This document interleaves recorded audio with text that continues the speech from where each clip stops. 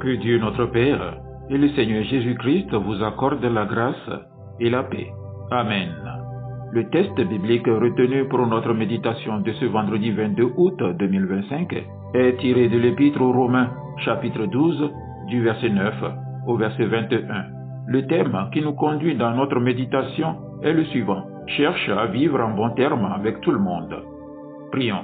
Seigneur Tout-Puissant, ouvre notre cœur et notre esprit à ta parole aujourd'hui. Aide-nous à écouter avec attention, à comprendre profondément ce que tu veux nous enseigner et à recevoir tes instructions pour vivre en paix et en amour avec tous. Que cette méditation nous transforme, Seigneur, et que nous puissions mettre en pratique ton amour sincère, ta bienveillance et le pardon dans nos vies quotidiennes. Amen. Romains chapitre 12, du verset 9 au verset 21. Que l'amour soit sans hypocrisie, ayez le mal en horreur, attachez-vous fortement au bien, par amour fraternel, soyez pleins d'affection les uns pour les autres, par honneur, usez de prévenance réciproque, ayez du zèle et non de la paresse, soyez fervents d'esprit, servez le Seigneur, réjouissez-vous en espérance, soyez patients dans l'affliction, persévérez dans la prière, pourvoyez aux besoins des saints, exercez l'hospitalité, bénissez ceux qui vous persécutent, bénissez et ne maudissez pas. Réjouissez-vous avec ceux qui se réjouissent, pleurez avec ceux qui pleurent. Ayez les mêmes sentiments les uns envers les autres. N'aspirez pas à ce qui est élevé, mais laissez-vous attirer par ce qui est humble. Ne soyez point sages à vos propres yeux. Ne rendez à personne le mal pour le mal. Recherchez ce qui est bien devant tous les hommes. S'il est possible, autant que cela dépend de vous, soyez en paix avec tous les hommes.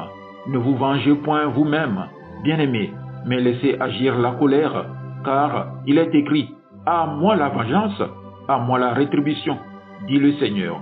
Mais si ton ennemi a faim, donne-lui à manger.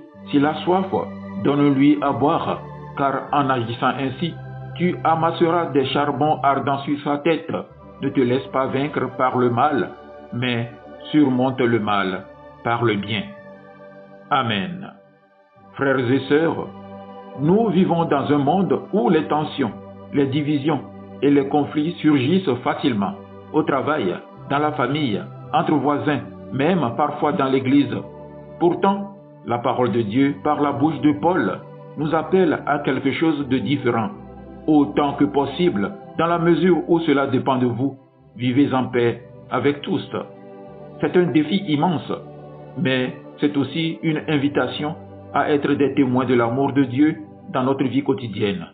Regardons ensemble ce que Paul nous enseigne. L'amour sincère est la base de toute relation. Paul commence par « Que votre amour soit sans hypocrisie ». Vivre en bon terme avec les autres n'est pas une stratégie sociale, mais une attitude de cœur. Un amour vrai ne joue pas un rôle. Il ne sourit pas seulement par politesse, mais il cherche sincèrement le bien de l'autre. Dans la famille, écoutez vraiment, pas seulement entendre. Au travail, respectez même ceux qui ne partagent pas nos idées. Dans l'Église, honorez l'autre plus que soi-même. Paul nous invite à nous réjouir avec ceux qui se réjouissent et à pleurer avec ceux qui pleurent. C'est cela, vivre en communion. Partager la vie des autres sans jalousie ni indifférence. Se réjouir sincèrement des réussites des collègues.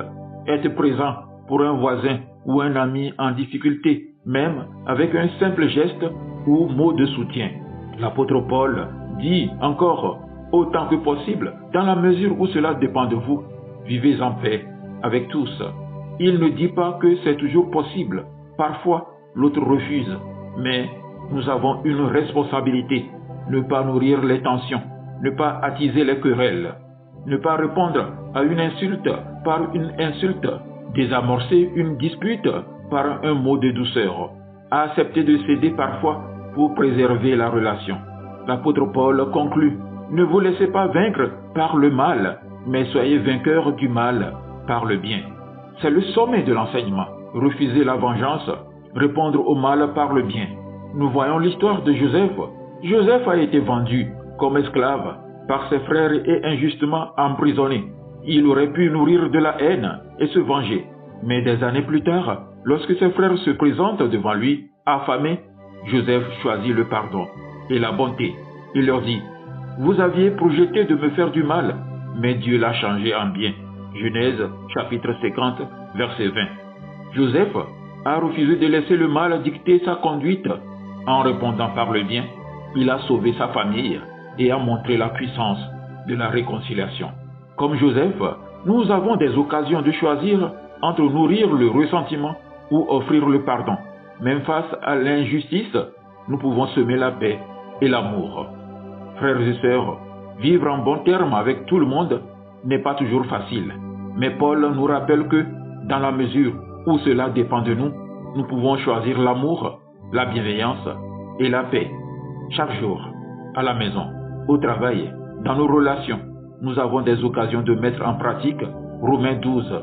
Et si nous vivons ainsi, notre entourage verra en nous non pas seulement de bonnes personnes, mais des témoins de l'amour de Dieu qui transforme les cœurs. Prions. Seigneur, apprends-nous à aimer sans hypocrisie, à chercher la paix même quand cela coûte, et à vaincre le mal, non par nos forces, mais par ton amour en nous. Fais de nous des artisans de paix, afin que ton nom soit glorifié dans nos relations de chaque jour. Amen. Agréable journée à vous tous.